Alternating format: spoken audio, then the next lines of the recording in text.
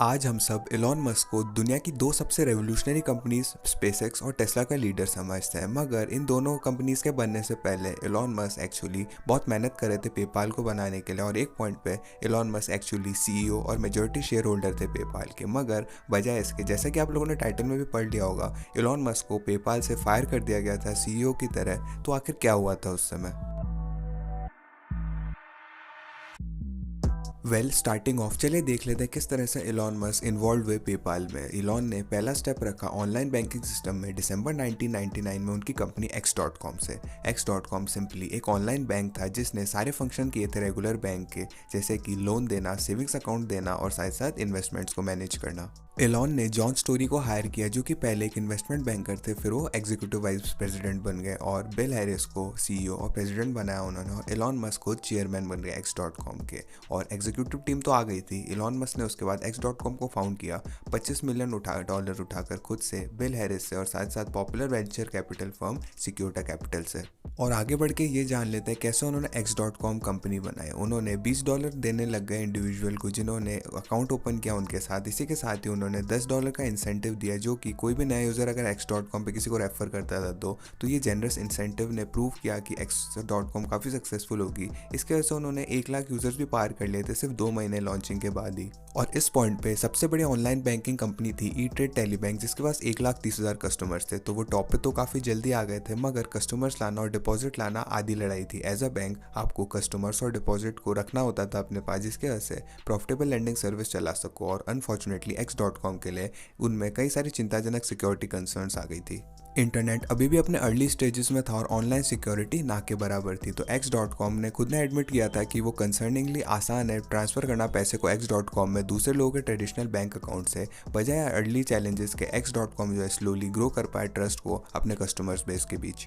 वहीं पे एक कंप्यूटर साइंटिस्ट जिसका नाम था मैक्स लेविंच, वो फॉर्मुलेट कर रहे थे अपनी खुद की बातें ऑनलाइन बैंकिंग के ऊपर। उन्होंने पहले 3 स्टार्टअप्स फाउंड कर लिए थे जिसमें कैश आउट पा रहे थे एक्सेस ऑफ $1 लाख का, और उन्हें पता नहीं था आगे वो क्या करेंगे। तो मैक्स ने लेक्चर अटेंड किया पीटर थाइल का स्टैनफोर्ड यूनिवर्सिटी में, और उसके कुछ ही समय बाद मैक्स ने बिजनेस आइडिया दिया पीटर थील को। वो आइडिया ये था कि ऑनलाइन बैंकिंग बिजनेस में आएंगे वो। हाउएवर मैक्स इसके बारे में चिंतित नहीं थे कि वो ऑनलाइन बैंक अकाउंट खोलेंगे खुद से, और क्योंकि मार्केट पहले से ही काफ़ी ज़्यादा सैचुरेटेड था अगर कंपेयर करें उसके उस मार्केट के साइज़ को उस समय की, तो instead of opening an online bank जो कि एक्सपेंसिव होता क्योंकि बहुत सारा मार्केटिंग करनी पड़ती उनको, मैक्स ने सजेस्ट किया कि इंक्रिप्शन सॉफ्टवेयर बनाए जो कि लाइसेंस कर सके ऑनलाइन एग्जिस्टिंग बैंक्स को। इसकी वजह से काफ़ी अच्छा आइडिया लगा उनको, मगर लोगों ने इतना केयर नहीं किया इसको। हालांकि बहुत सारे लोगों ने साइन ऑफ कर दिया ऑनलाइन बैंकिंग को और वो डेंजरस कहने लगे क्योंकि सिक्योरिटी की कमी थी। मगर जब इंक्रिप्शन सर्विसेज आई उसने भी उनके दिमाग को ज़्यादा बदला नहीं आया, आपने एक्सपेक्ट कर ही लिया होगा इस चीज़ को। तो इस प्रपोजल के लैकलस्टर लॉन्च के बाद वो डुओ ने शिफ्ट कर लिया अपना फोकस इंक्रिप्शन मार्केट में। बजाय इसके कि इंक्रिप्शन सर्विसेज को वो दूसरे बैंकों को दे, उन्होंने ऑफर करना शुरू कर दिया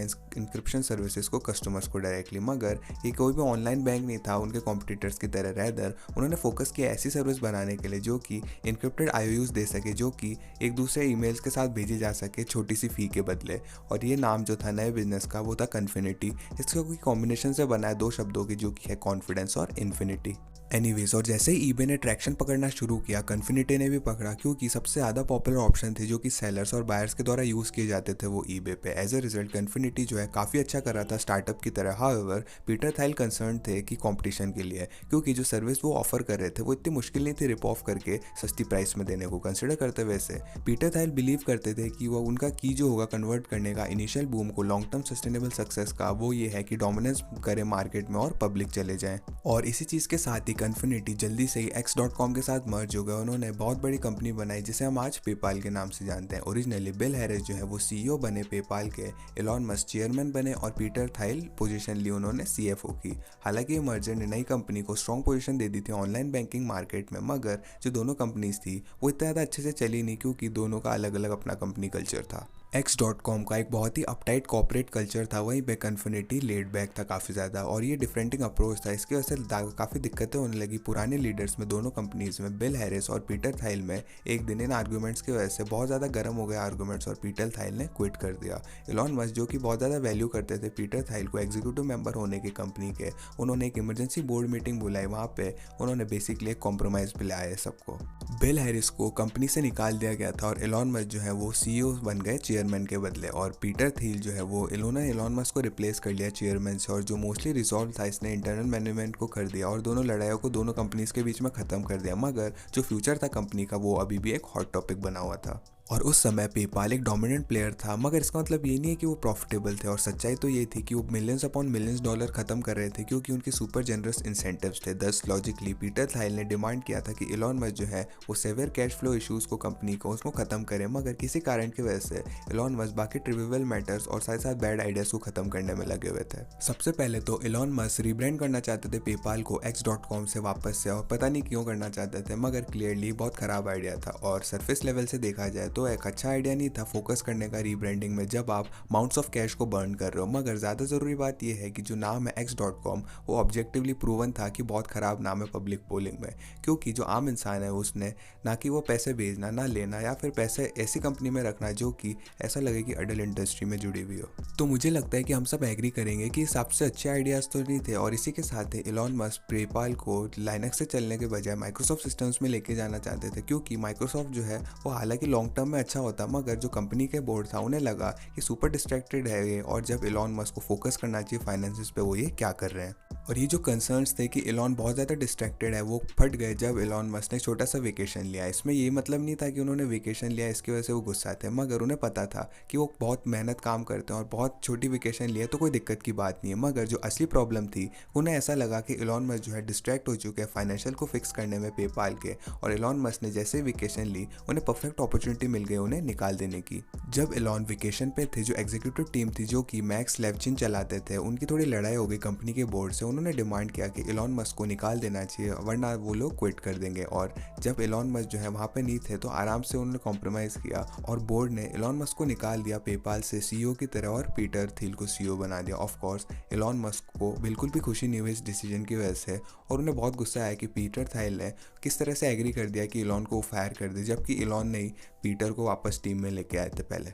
और आज के दिन तक एलोन जो है इसके ऊपर से चले गए, मगर रियली पीटर को पर्सनल ले जाने की ज़रूरत नहीं थी। सिंपली उन्होंने तो बस एग्री किया था कि एलोन कंपनी को सही तरीके से नहीं चला रहे जैसे कि बाकी एग्जीक्यूटिव बोर्ड के चाह रहे थे, इसकी वजह से वो एग्री कर रहे थे कि उन्हें निकाल दिया जाए। और ये देखा गया किस तरह से पीटर ने एलोन की मदद करी स्पेसएक्स को फंड करने के लिए, और आज उनके पास 12% स्पेसएक्स का शेयर है। और मोर एवर उन्होंने एलोन को खरीदा नहीं या फिर कंपनी को ग्राउंड के अंदर नहीं चलाया, ऐसी कोई भी चीज़ नहीं हुई। इनफैक्ट पीटर ने काफ़ी अच्छा चलाया उससे और सेटल करने से मना कर दिया। फॉर इंस्टेंस जब कैश आउट के दौरान पेपाल एक बायर ढूंढ रहा था जो कि मिनिमम $600 मिलियन दे, मगर गूगल और याहू ने मना कर दिया इस प्राइसिंग के लिए, और ईबे जो है उन्होंने हाँ किया, मगर उन्होंने कहा कि हम आपको $400 मिलियन देंगे, या तो इसे रख लो या फिर हम तुम्हें ख़त्म कर देंगे। मगर पीटर ने किसी भी तरह से इन धमकियों से डरे नहीं और वहीं खड़े रहे मिनिमम ऑफ $600 मिलियन मांग के। और क्योंकि वो डील नहीं हो पाई उन्होंने पेपाल को पब्लिक लेके गए, और साथ साथ मार्केट ने पेपाल की वैल्यू $1.2 बिलियन की रखी, और उसी के बाद ईबे ने पेपाल को $1.5 बिलियन के खरीद लिया, जिसमें से $180 मिलियन